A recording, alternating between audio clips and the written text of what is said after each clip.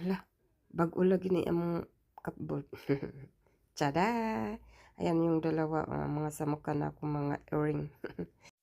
Kay bag-o man ni ang among cupboard, pakita na ko, paibog na ko sa inyo guys. Kay mauman yun na. Para na lang tayo mai-content. O diba? Karating ko lang galing sa work at nabutan ko tong dalawa nga nag-in and out dito. I-check po tayo nila kung maayo ba ito pagkahimo. So, ganahan kaayo ko kay glossy ang pagkabuhatan ni mami, pasto na ako. Very easy na kaayo ang paglinis ani. Hindi siya masyadong malaki pero at least marami siyang shelves inside. Sa likod pala nito ay ang bathroom namin. Hindi ko na lang ipakita kay dili siya maganda. Kini lang isa ang akong ipakita kay ganahan kaayo ko. Daghan kaayo ang akong mabutang din sa mga shelves. Ang pag-open day ani, ingon anion lang siya. Ano siya gunitanan. This is better than before. Spacious na kayo siya. So, ang aking mga towels, ang mga linens, ang mga duna, at iba pa, kasyang-kasya na dyan dito lahat.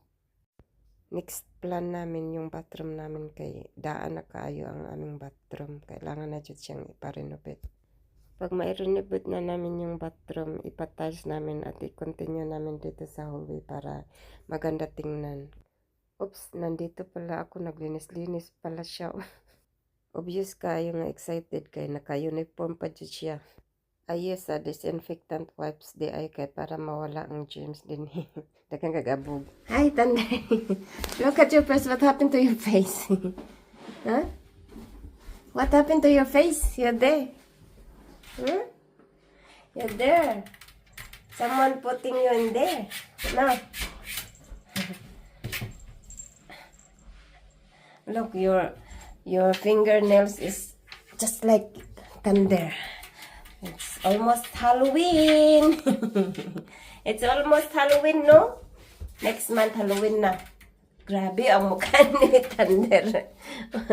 Dirty mukha ni Thunder. Ah.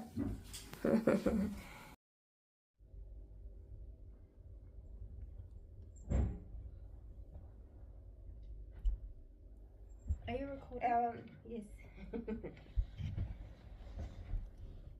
My Halloween nails.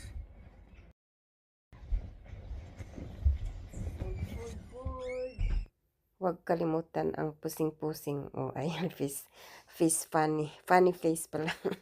So, tapos na arrange sa aking mga gamit. Ayan. Yung mga gamit na hindi ko na ginagamit, ilagay ko dito sa suitcase. So, yun.